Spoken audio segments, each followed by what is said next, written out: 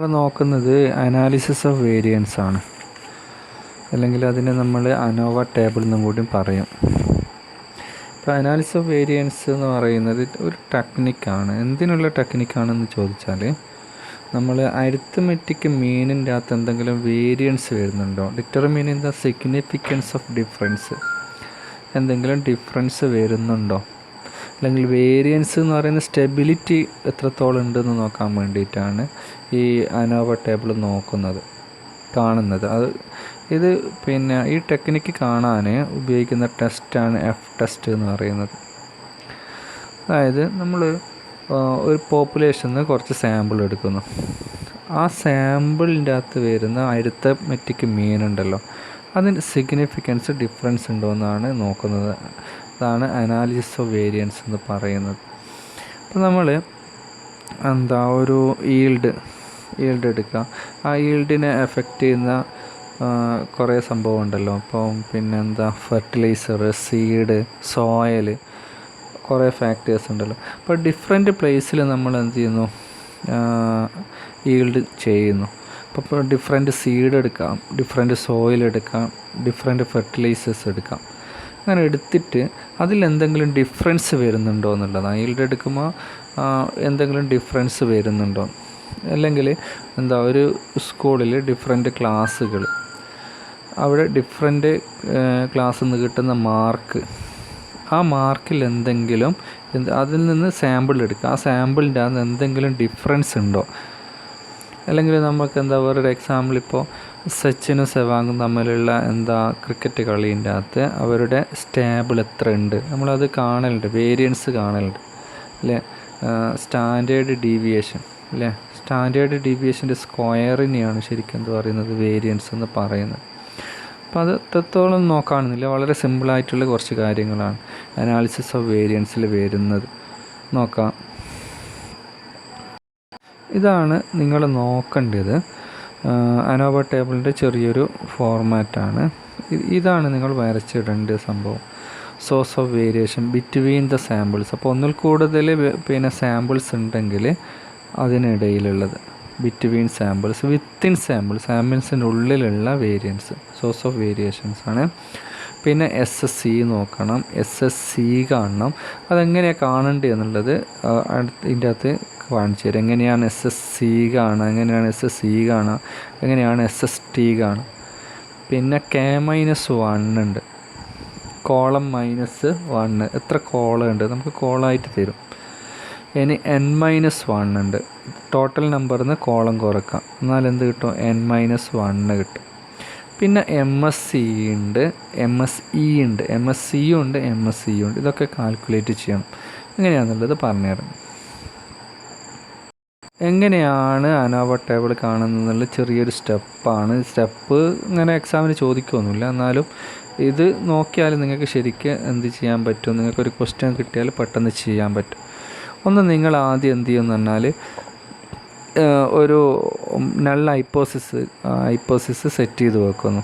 അതായത് alternative ഹൈപ്പോസിസും null ഹൈപ്പോസിസും ഉണ്ടാകും. നമ്മൾ ഈ കിട്ടുന്ന സാമ്പിൾസിൻ്റെ അകത്തുള്ള അരിത്മെറ്റിക് മീനൊക്കെ ഈക്വൽ ആണ് എന്നുള്ള ഒരു നൾ ഹൈപ്പോസിസ് നിങ്ങൾ എന്ത് ചെയ്യുന്നു, സെറ്റ് ചെയ്തു. Assuming that the means of the samples R equal, that is the effect of all factors R equal.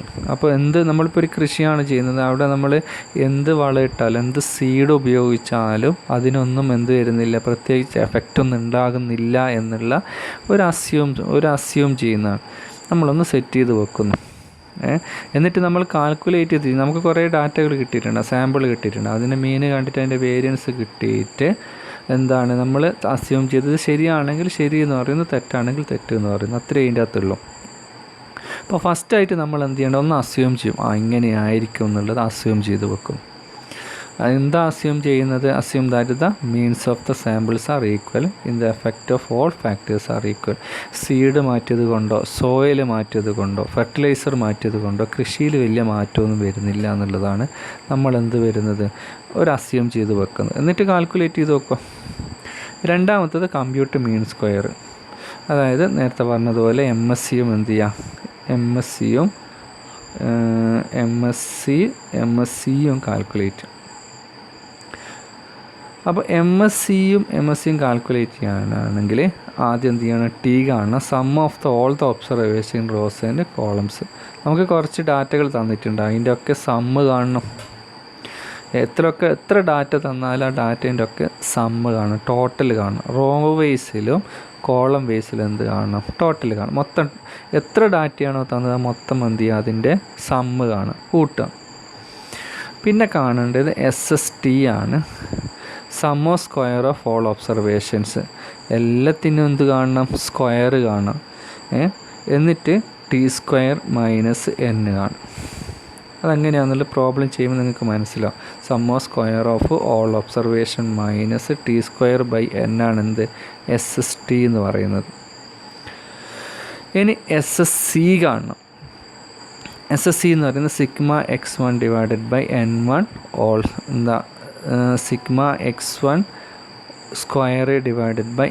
ഫസ്റ്റിലത്തെ ഡാറ്റേൻ്റെ എന്ത് കാണാം, മീൻ കണ്ടിട്ട് കാണാം, ടോട്ടൽ കാണാം.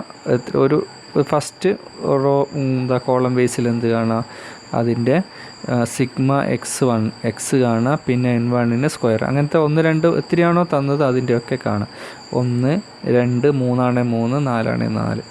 അതിനകത്ത് T² മൈനസ് N ആണ്. T² അതിൻ്റെ അന്ന് എന്ത് കുറക്കുക, T² മൈനസ് N. അപ്പോൾ x1 s2 എന്നൊക്കെ പറയും. σx1 x2 എന്ന് പറയുന്നത് കോളത്തിൻ്റെ ടോട്ടലായിരിക്കും, കോളത്തിൻ്റെ ടോട്ടൽ. എന്നിട്ട് SSC എങ്ങനെയാണെന്ന് പറഞ്ഞാൽ SSTന്ന് SSC കുറക്കുക. അതായത് ഇവിടെ ഒരു ഇതൊന്ന് കിട്ടിയിട്ടുണ്ടാവും, അതിൻ്റെ ആ നടുവിലത്തത് കുറക്കുക, എന്നാൽ SSC കാണും. ഇത്